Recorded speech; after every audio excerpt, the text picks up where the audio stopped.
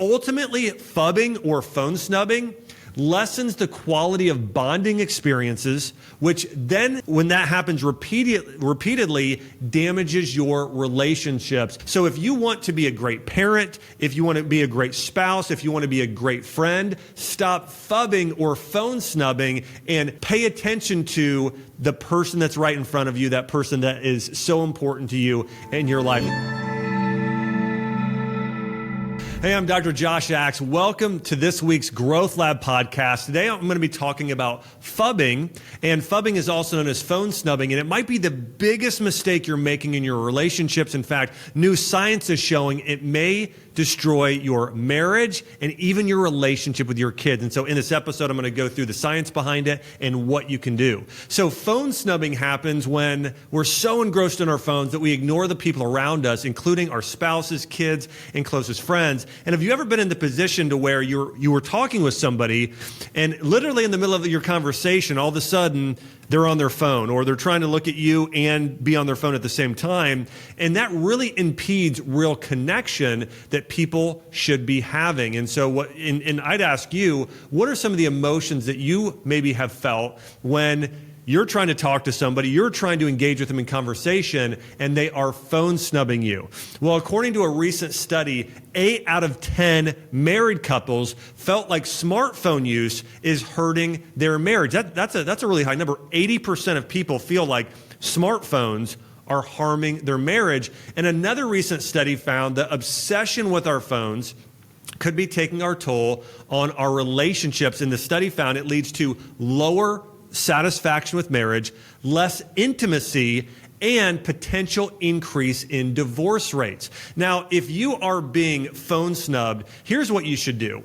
I would stop and tell somebody how it's affecting you emotionally and what your goal is in the relationship. So for instance, if you're with your spouse and they're phone snubbing you, just say, hey, honey, I want to let you know that I would really love to be able to engage with you right now in conversation. When you're on your phone, it's really hard for me to do that. I understand you have things to do. And then have a conversation from there about boundaries. I think this is really important. For instance, no phone at the dinner table or while in bed, right? So set up specific ground rules around phone use. There are other studies showing that if you consume or you're on your phone on social media more than an hour a day, it can start leading to depression, anxiety, and mental health issues. And so you want to have a very specific amount of time or at certain times where you're not on your phone. Now, here's why this works and why phone snubbing or smartphone addiction is such a problem is when you're on your smartphone, especially on social media, dopamine is released. And dopamine is a hormone or a neurotransmitter that's really connected to addiction.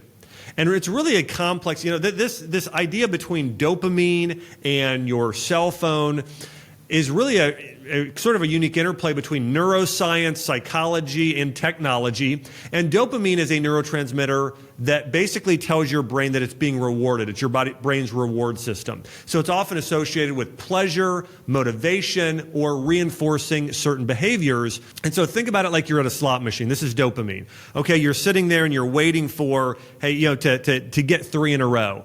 And so that's what dopamine is your body is saying, okay, I'm getting a reward here. And you probably have had this happen. By the way, I want to share, I've had this happen to me, where all of a sudden I'm on my phone and it's like I don't realize it, or I'm constantly picking up my phone, and it's because it's addiction, and you can build these sort of unconscious neural pathways to where you're automatically on it, and you're not trying to be rude. You're on your phone and all of a sudden somebody's talking to you and you're back on your phone again. And again, here's why this works is dopamine release and reward. So your smartphone use triggers dopamine, which creates a sense of pleasure and reward. Next, it's this sort of gratification, immediate gratification based on your behavior. The other thing is it's social validation. So social media interaction triggers dopamine release due to validation. Here's how this works. So you pick up your phone and you made a post recently and you're looking at how many people liked it. And then you pick it up again and one more person likes it. And then 2 people like it. And then you pick it up, nobody likes it. And so you're waiting again, waiting for someone else. This is what happens to so many of us is we're waiting for this social validation, for someone to tell us we're worthy, we're important, we're significant, our post mattered, which means that we matter. And so there's really something sort of deeply psychological going on with this dopamine release and our addiction to our smartphones. Escapism and boredom is another big reason. Smartphones offer an escape from sometimes uncomfortable emotions. Maybe you are having a relationship issue with somebody you care about. There's relationship turmoil.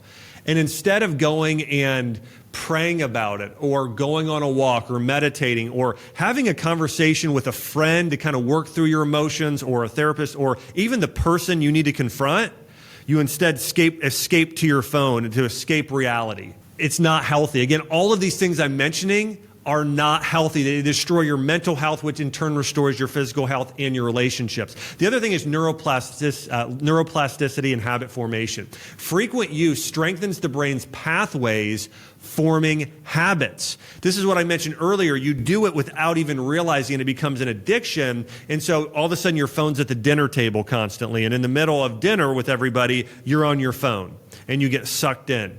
And so what happens is your brain creates a response where, without you even knowing unconsciously, there was a psychological study many years ago by Maslow, and basically you've heard of the ringing bell and the dog would salivate. So he would ring a bell and then give the dog a treat.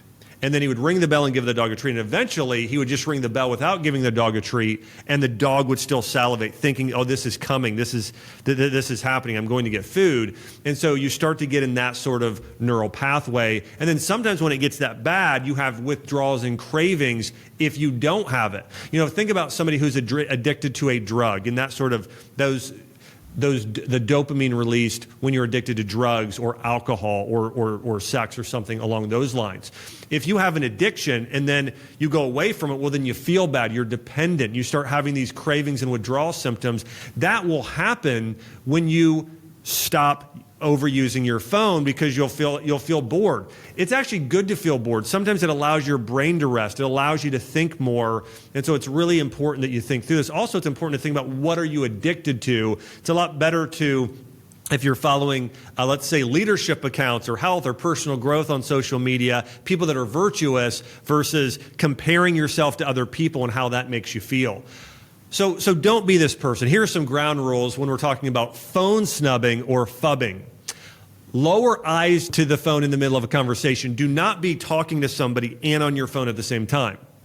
Don't be on your phone at mealtime. That's one of the biggest faux pas out there. So that's a time to connect with your family. In fact, other studies show that one of the greatest ways to build strong family bonds is conversation during a meal.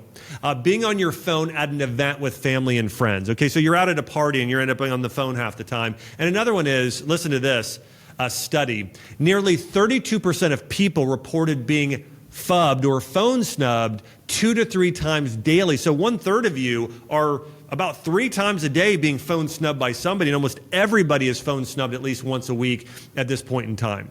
Now, here are the following warning signs you might be a phubber. You are never without your phone, and when you're not using it, you feel a sense of discomfort or fear of missing out.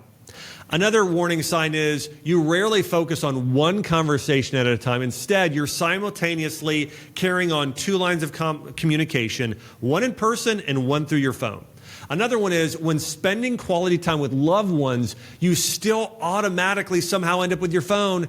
And lastly, you inevitably bring your phone out during social events. For example, at a meal, you set it beside your plate so you don't miss it out on anything important. Those are all warning signs that you're a phubber or a phone snubber.